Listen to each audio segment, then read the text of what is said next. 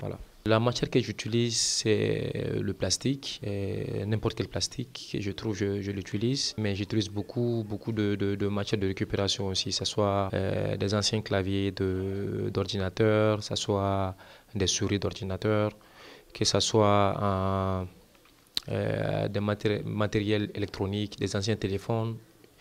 En fait, j'utilise tout ce qu'on peut récupérer par-ci et par-là. Et il y a l'aspect, comment dire, beaucoup plus lié à mon inspiration, qui est connecté directement à une société d'initiation d'ici qui s'appelle les Korodougwa. C'est une société qui est située chez les Bambara de Ségou et aussi à Sikasso. C'est une société qui a pour fonction de former des jeunes dont la société a vraiment besoin. Mais les Korodougwa ont une fonction plus vivante au Mali, qui est celui de la médiation, c'est des praticiens.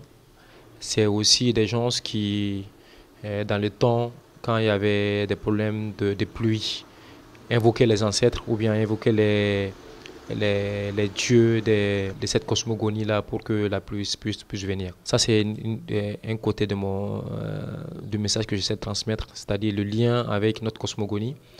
Le deuxième message, c'est un message qui est plutôt lié à l'environnement. C'est comment peut-on faire pour assainir notre environnement, parce que chez les Korodougwa, rien ne se jette en fait, tout se transforme. Et ils transforment tout.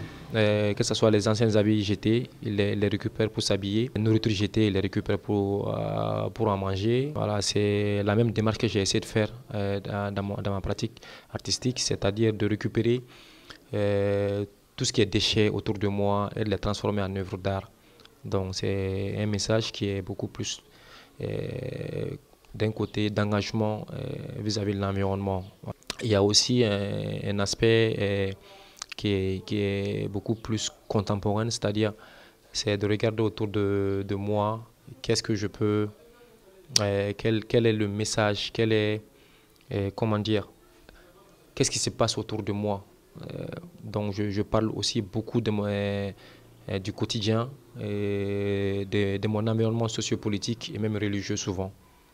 Voilà, et il y a un aspect aussi qui est très important dans mon travail, que ce soit en peinture ou en sculpture, ça c'est l'aspect d'identité. C'est-à-dire, c'est quoi être un Africain aujourd'hui face à la mondialisation, face à beaucoup de choses auxquelles les gens s'imprègnent. C'est quoi être un Africain? Donc c'est une question qui guide aussi beaucoup mon travail. Mes sculptures, les dernières que j'ai vendues à Bamako, c'était autour de 600-700 000.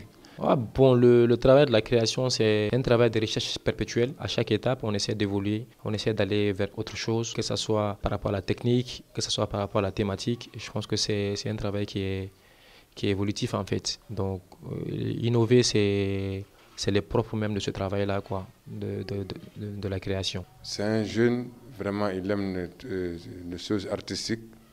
Vraiment, je le félicite vraiment beaucoup. Depuis son enfance, je le connais, à travers le lieu artistique. Ouais, bon, j'ai trouvé bonne, parce qu'il se débrouille très bien dans le lieu artistique, parce que je le vois tout le temps, c'est-à-dire il dessine, il impressionne.